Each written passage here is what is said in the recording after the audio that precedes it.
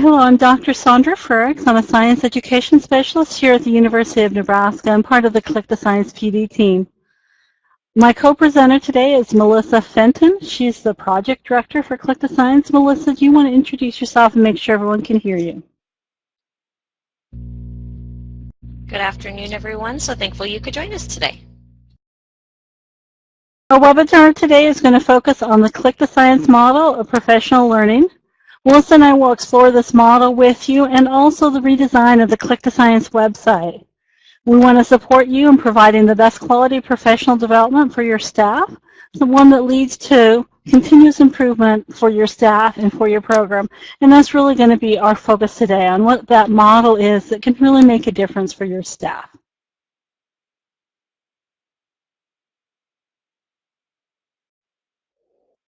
If you're not familiar with clicktoscience.org, it is a free online resource for professional development that is specifically designed to meet the needs of after-school programs and out-of-school time staff who work in informal learning environments. We focus on STEM learning, though the skills that we help you facilitate really apply to a lot of different types of learning experiences you provide in out-of-school time programming.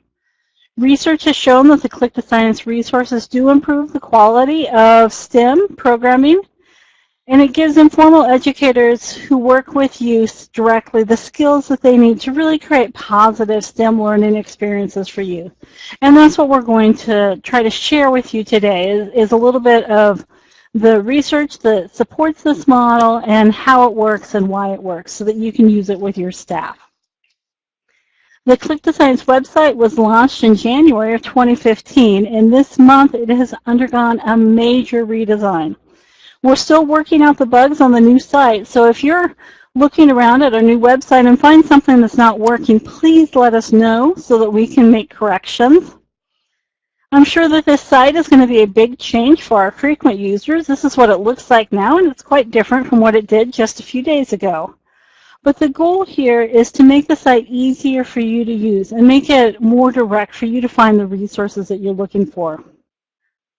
As you can see, there are different entry paths into the site, and we'll go over these in more detail later as Melissa gives us a tour of the site.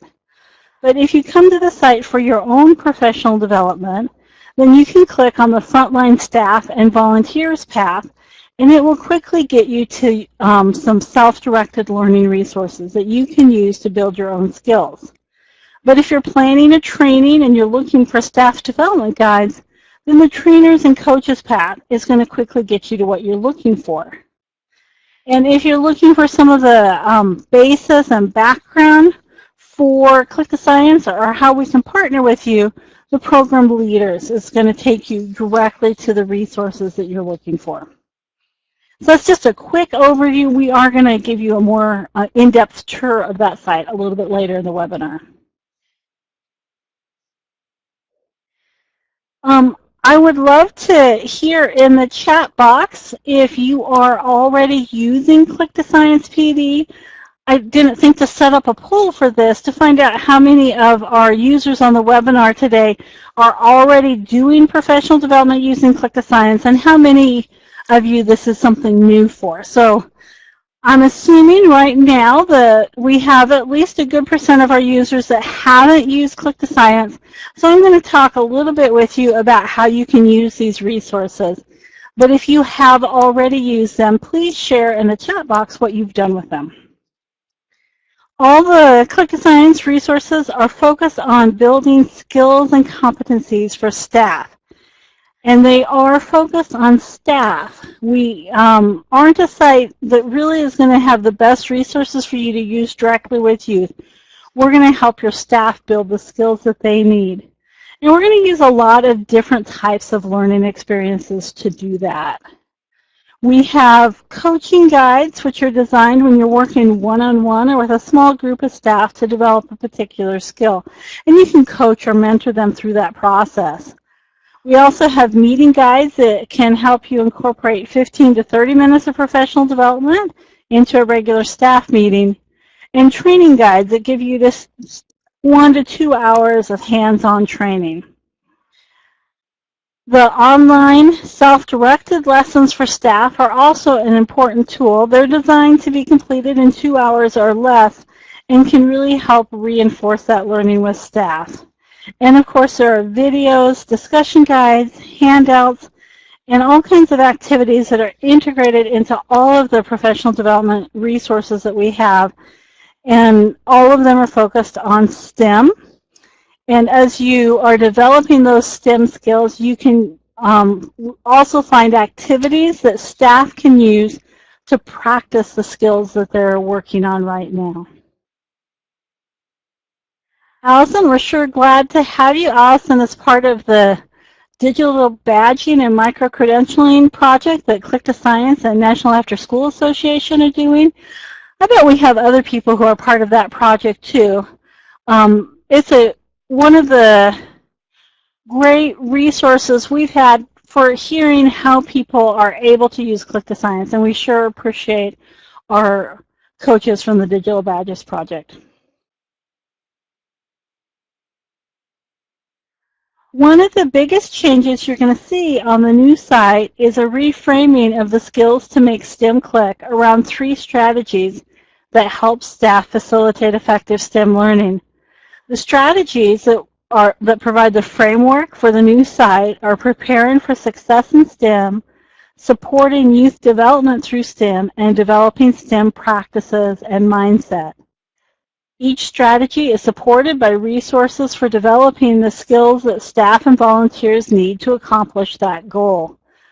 One of the downloads for this webinar is the Click to Science framework, and that is a 1-page PDF that outlines this framework of skills and strategies that provide the basis for the structure of the site. So if you are a frequent user, then I recommend that you download that so you can kind of see how things are structured and organized.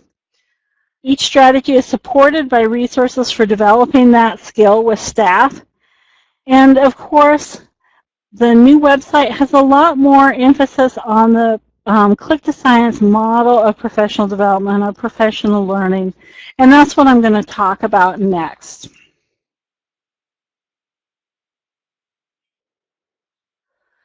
The Click to Science model is intentionally designed to develop the skills and competencies of staff and volunteers who are working in out-of-school time programming.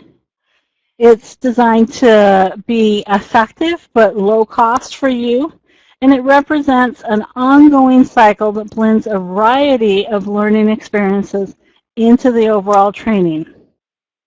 Anyone who's tried to lose weight or quit smoking knows that change takes time. It doesn't happen after just one training. And that's one of the reasons that we encourage you to think of the professional development of your staff as a sequence of connected learning experiences that build on one another. It's not just a one-time experience. This approach of a cycle or sequence of professional development is based on research and best practices from the field. And you can see some of the research that has informed this model on our website in the Research and Evaluation section. And there's a direct link to that page in the web links at the bottom of your screen. The recommended model here provides a structure for using the Click to Science staff development guides. I want you to notice that the cycle includes time to practice and reflect on the skills in between each of the different types of training experiences. And our goal there is that they are practicing the skill as they're working directly with youth. And we do have some resources to help you do that, and we'll talk about those a little bit later. As a trainer coach, we want you to plan out this whole sequence of experiences to focus on one skill at a time, and then to adapt your plan as your staff and volunteers develop their skills. So it sounds a little bit complicated. We're going to break it down step by step and make it a lot easier, I think, to make sense of. But in order to kind of convince you that this model is worth the effort, I wanted to share with you some of the research that has been done. So we recently completed a small-scale triangulated evaluation, and we've had some really promising findings. You can download this graphic that's on the screen right now in the Triangulated Study Snapshot. It's one of the PDFs and the resources to download. In this study, 12 frontline staff were observed using the Dimensions of Success, or DOS, observation tool before receiving any STEM professional development, and that gave them a baseline score for how their skill in facilitating STEM. And then their site leader at their after-school program delivered professional development using that model we just talked about to staff at their sites. And there were 4 sites that were included in the study in 4 different states. And they were all YUSA sites. The staff development was not included all the staff in the program, not just the 12 who were observed. But for the sake of the study, the observations pre and post focus on just those 12 randomly selected staff. After they had received the professional development cycle, they were observed again using the DOS observation tool, and their scores increased or remained steady in all 12 of the DOS dimensions. In fact, they increased in 11 of the dimensions, remained steady in 1. So we're really excited about this small but very promising study that shows that when you do implement this model, you can really have a positive impact on how staff are doing and the quality of experiences they're providing for the youth in your program. We also collected some feedback from the staff and the site directors who participated in the study. They gave us some recommendations for improving our website and the resources that we have for you, as well as positive insights on their experience and how the Click to Science professional development resources help their program. So if you go to that research and evaluation page, you can download the full evaluation report, and you can download this one-page summary here from the webinar if you want to see that.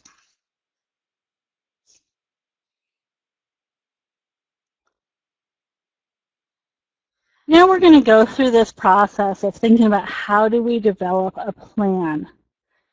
The Click to Science PD guides are designed for training, meeting, and coaching situations, and they're intended to fit together in this unified plan that is designed for your particular staff or program to help them develop their skills. So we're going to walk through this process of how we go about developing that plan and selecting the resources that are going to best meet the needs of our staff.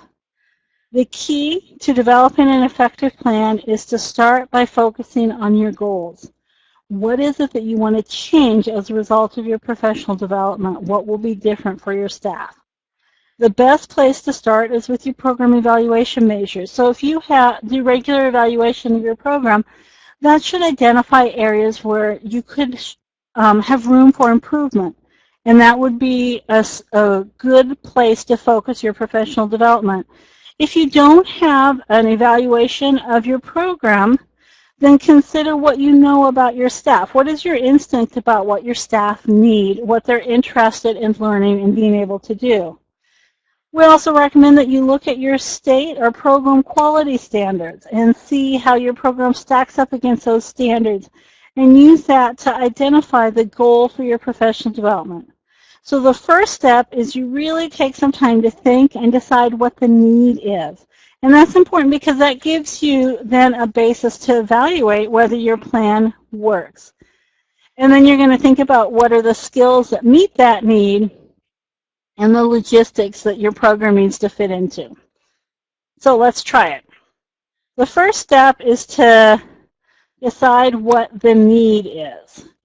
And we're going to walk through this process in the webinar. And what we're going to do is have you give us some feedback based on what you know about out-of-school time programs. Where should we start in this professional development plan that we're going to develop? So take a moment to vote on the poll on your screen. Just click one of those options. Any of them are fine. Do we want to start by helping prepare staff for success in STEM? This would involve supporting staff in selecting, planning, and preparing to deliver STEM learning experiences. Or we could start by supporting staff in youth development through STEM. And in this goal, we would help staff develop positive youth development practices that engage youth in meaningful STEM learning experiences. If we select developing STEM practices and mindsets, then we're going to help staff learn how to model and facilitate opportunities for youth to use science and engineering practices and develop a STEM mindset. Wow, that is really close, but it looks like there's a little bit more support for developing STEM practices and mindset. So that's where we're going to start in our PD plan. Great, thanks for your feedback on that. So now we have a need. Our next step is to decide what skills are going to meet that need. Oh, Melissa's on top of this. She's got the poll up for you to look at. So these are the skills that support staff in developing STEM practices and mindset. So again, we want you to vote. We're going to select one of these skills to focus on as we develop our professional development plan.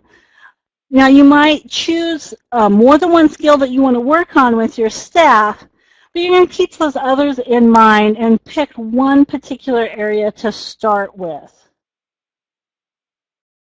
A lot of interest in starting with enabling active STEM learning, helping our staff know how to really make that STEM learning experience active and engaging for all youth. So that is where we're going to work on. That's what we're going to work on.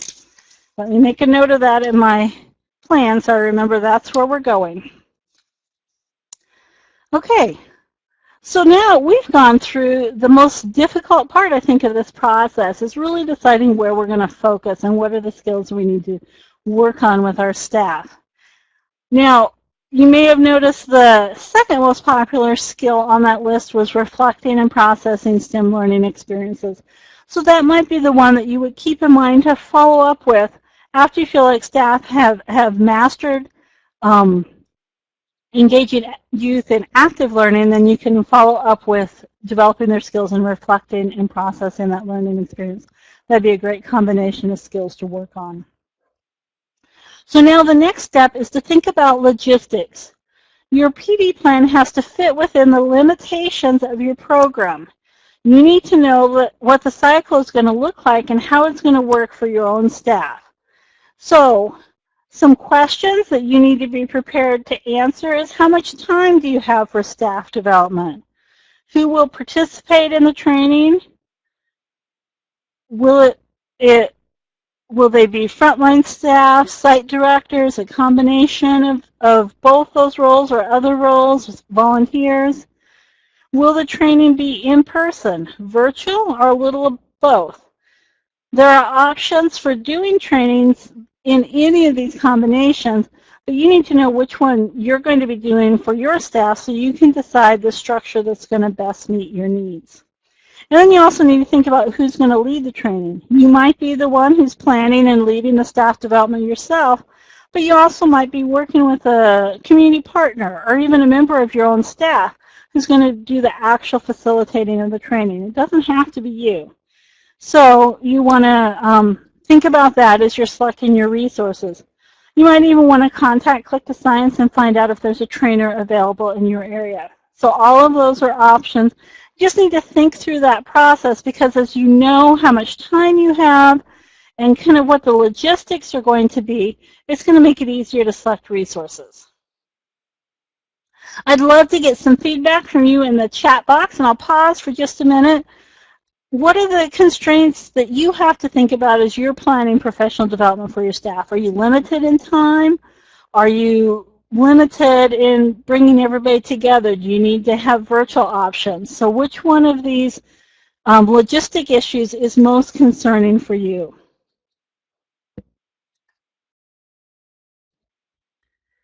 Thanks for your feedback. It looks like timing is a huge issue for a lot of programs, very typical in our field because staff have other jobs or their students and they're not available to participate in a lot of extra training, and of course it costs to provide that. So we'll talk about some options that can really be helpful for that. All right, I think we're ready to put together a plan for a series of learning experiences that are going to help staff develop, practice, and apply their skills. So our next decision, based on the logistics we've just talked about, is going to be to decide where we want to start in this process. Many of our users have told us that they like to start the process with the self-directed web lesson. Others prefer to start with a hands-on training. But really, you have several options, and you can start at anywhere in this cycle and make it work for your program. So we've got another poll we're going to pull up here, and we're going to decide which professional development situation we want to start with. Our options here are to start with a large group training. That's going to be the longer training, hands-on and interactive. We could also start with a short training, a meeting resource that's going to be brief, but it can be used to introduce the skill. Or we can start with some one-on-one or small group coaching. I'll give you a chance to complete that poll and let us know where you'd like to see us start. There's a lot of interest in starting with the training, so that's where we're going to go first. That makes sense. The other thing we need to think about at this point in the process is evaluation. That's a critical part of our plan. We're going to use evaluation to determine if we've met the goals that we set out at the beginning. On the research and evaluation part of the website, you'll find resources that can help you evaluate your plan. The Click to Science staff self-confidence surveys are easy to use and can give you the insight you need to know if your staff have really mastered this skill of embracing active STEM learning to let you know that you're ready to move on to the next skill. So in this instance, we're going to start with training and then have staff practice. And we're going to continue on through this process. We don't necessarily have to include each of these parts, but we want to be intentional about what we're including and why we're leaving out a part of the model if we need to do that. Okay, so we've made a lot of decisions about how we're going to do this. And what we're going to do next is I'm going to go to the website and we're going to search for the skill or for the training resource, the staff development guide, that's going to best meet our needs. So give me just a moment to go live on the site as a trainer and coach because we're looking for some professional development resources.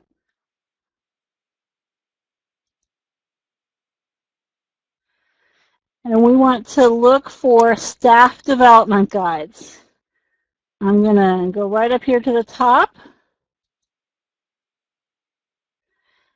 because I want to search through the staff development guides. So we decided that we wanted to focus on developing STEM practices and mindsets, and specifically on enabling active STEM learning, and that our training situation, our PD situation is going to be training. Now that has pulled up two different results for us, and we can look at each of these and see what our choices are here. So the first one is called Get Active. And this page gives us an overview of what we need to know about this session. We can see the agenda for the training and what objectives we have for participants, and then what skill, what training situation it is. We can look at the video that we're going to be including here, the STEM activity that is highlighted, and if we decide this is the one we want, we can download it right from this page. So in this one, students are going to compare active and passive learning to give it some feedback about how they can be more active in their learning. Okay, let's look at the other one.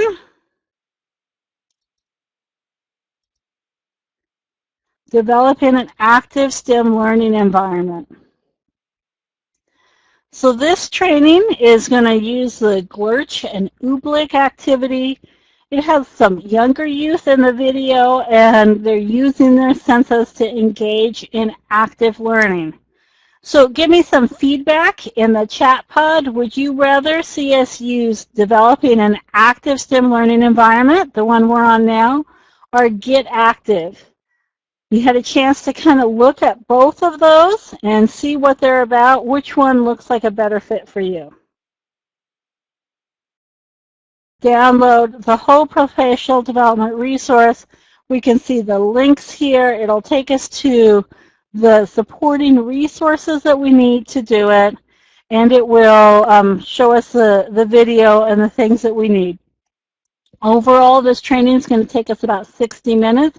It's going to be hands-on. Staff are going to try out the activity, and then they will have an opportunity to the hands-on training, and they're going to learn about a particular activity in the video. They're going to reflect on that activity, and then ideally you're going to provide staff an opportunity to lead the Glurch and Oobleck activity with youth and practice the skills they learned in the training and how to make it an active learning experience as they lead that activity. And then when you come back together, select a meeting resource that supports them reflecting on what they just practiced and introduces another opportunity for them to add more to their active learning repertoire, and then give them another chance to practice that again.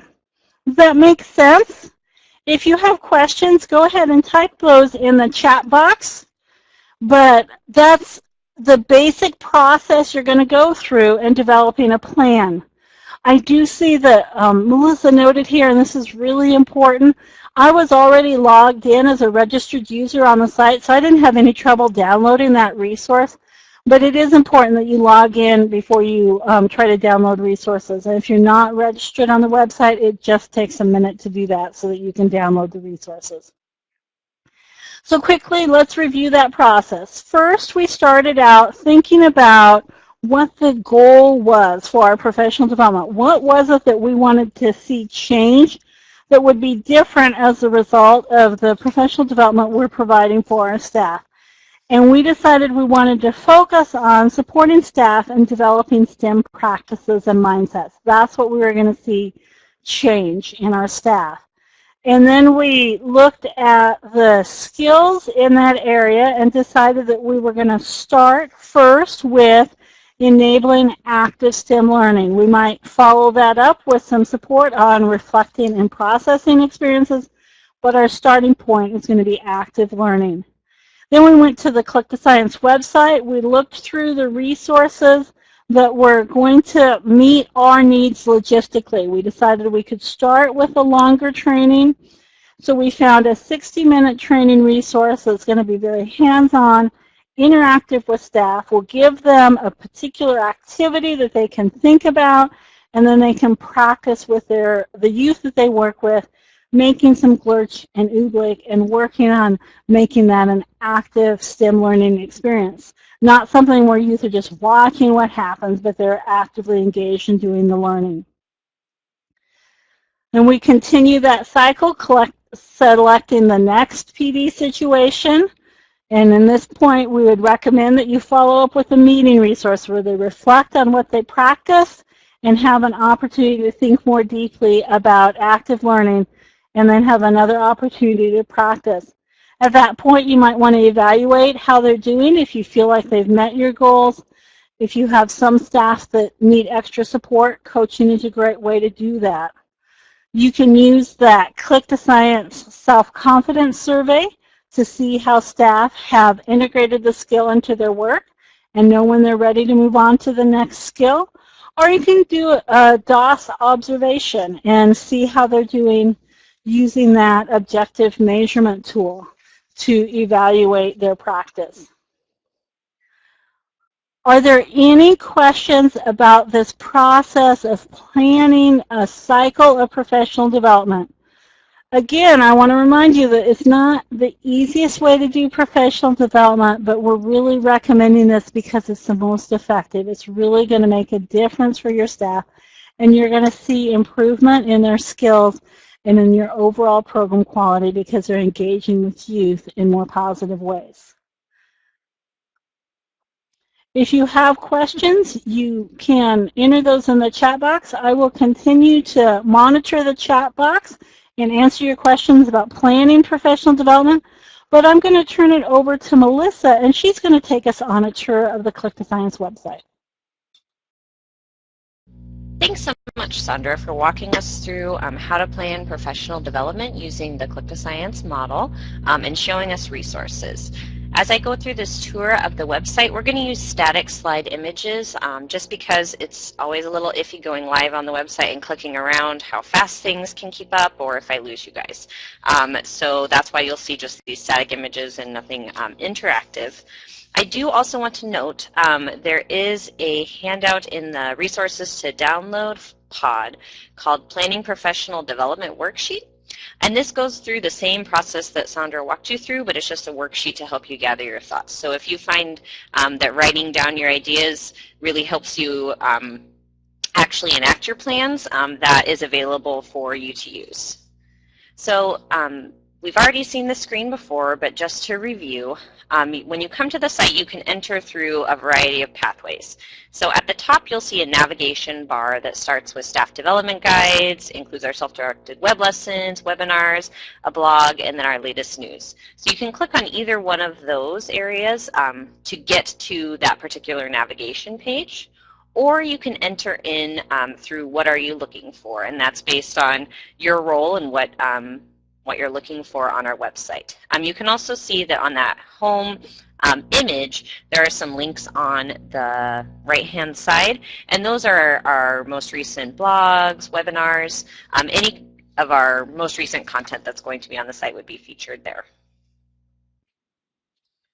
So then, if you are looking to plan some professional development for staff or volunteers, you would click on the trainers or coaches section, and then you can access all of our professional development resources, including those staff development guides that we just looked at, and the self-directed web lessons, webinars, and other resources like blogs.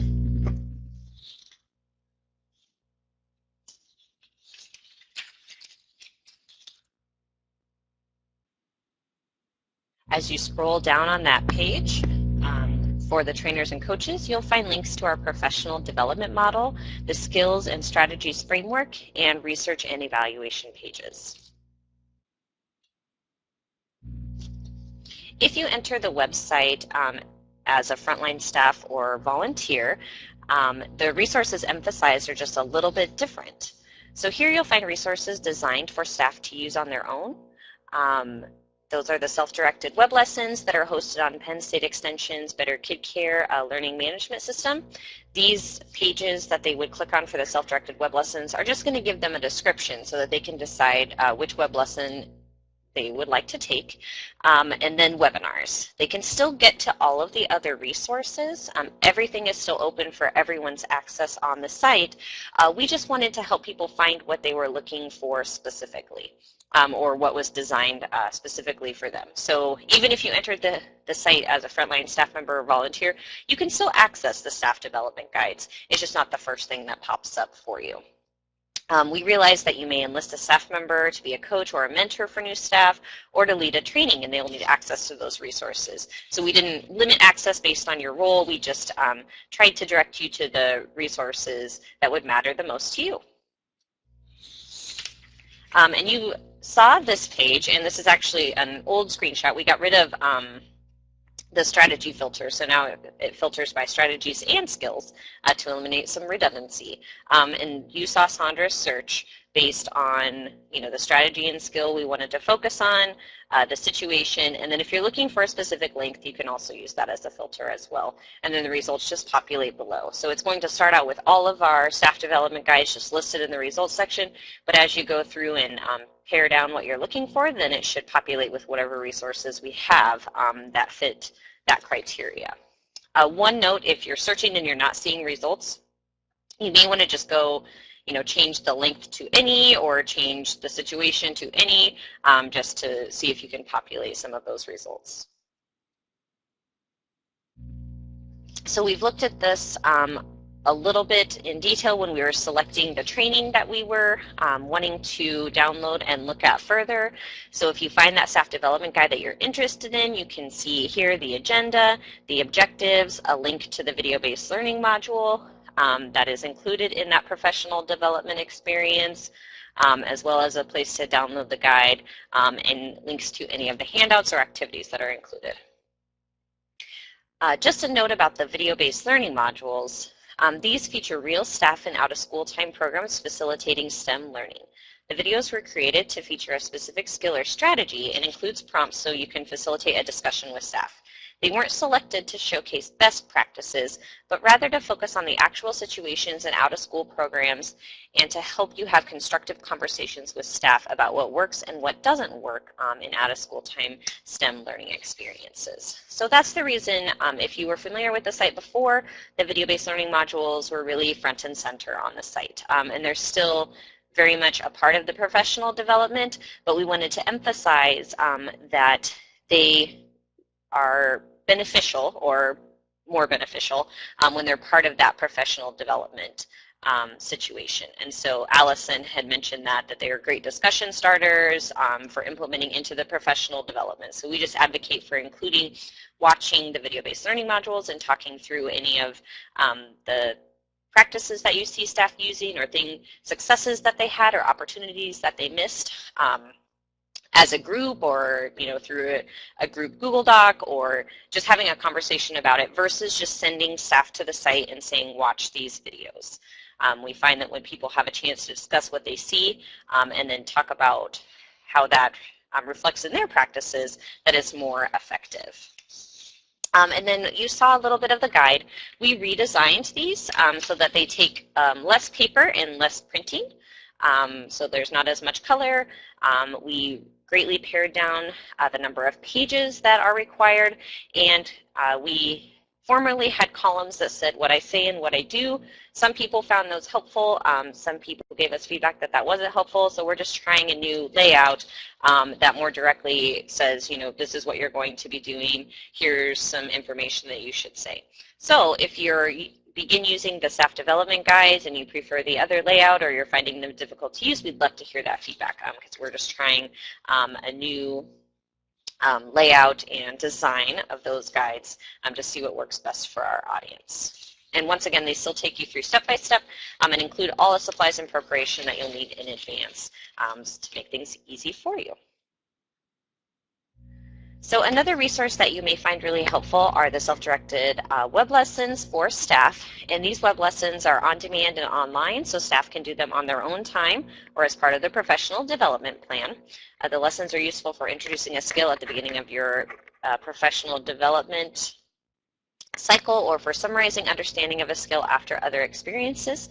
They're available in English or Spanish and have certificates of completion at the end when the learner has passed the final quiz, so they have a basic understanding of the skill.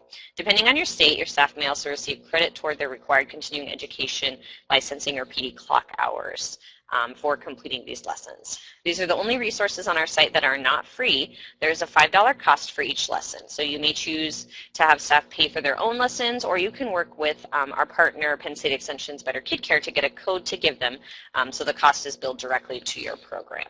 And these, I forgot to switch this. Oh, I just switched the slide, so we're good. This page for each of the web lessons is going to describe what strategy it fits under, what they're going to learn in that web lesson, and then how to get started using that self-directed web lesson. And then we have our upcoming webinars page and then a listing of all our on-demand webinars. And so now you can search for webinars focused on a specific skill or strategy. And we are streaming webinars from YouTube in an MP4 format, but you can still access the Adobe Connect recording where you can click on the resources to download the web links and scroll through the chat. So depending on what your viewing preferences are, you can either watch them from an MP4, and then there's a handout that goes along with it that has links to all of the resources and everything that we talked about in the webinar, or you can watch it through Adobe Connect. It is totally up to you, but you can search based on strategy, skill, date, just to find which webinar you are looking for. And then last but not least, here is a sample skill page. So we talked about the strategies that the skills are organized into, and those strategies are the broader goal that you have for developing staff in the program, and then the skill is that specific thing that you're going to focus on to help move that goal forward. This is an example skill page for encouraging collaborative STEM work. And it is going to outline the purpose, the objectives for that skill, and then it will include all of the resources related to that skill on that page as well. So if you are interested in focusing on a specific skill and you want to see everything related to it, this is a great way coming through the framework page to find that skill. And also, if you're not sure which skill would align best with your needs, I encourage you going to that frameworks page and exploring what the different purpose and objectives of the skills are to find the one that matches up with whatever your needs are. So these pages are really helpful in just giving you what this skill is really focused on, and then helping you search through those staff development guides to find the right situation. So if you have any questions, please type those into the chat pod. Just another note, this isn't in the tour, but I showed you that top level navigation. There's also an About tab that's going to be on the top right of the website, and our professional development framework or cycle, our framework, our research and evaluation, those are all available in that navigation as well. So there are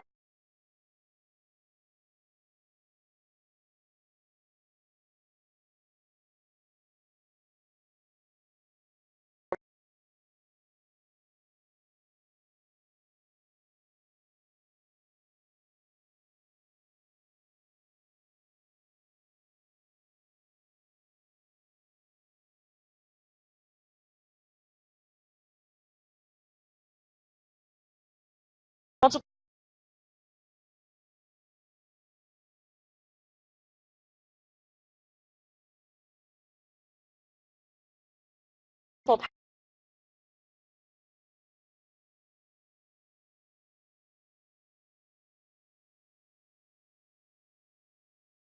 pathways.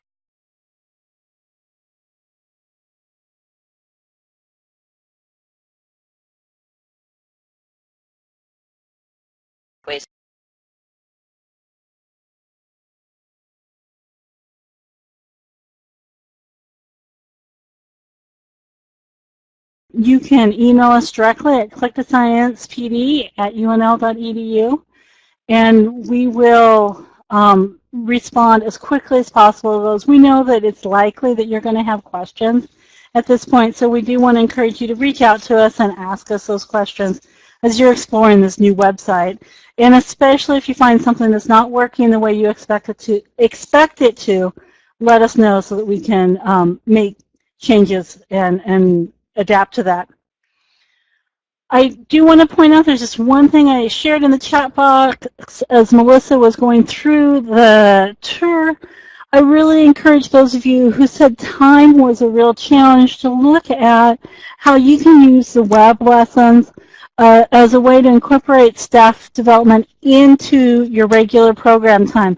A lot of programs are using those to bring people out one or two at a time to work on a web lesson.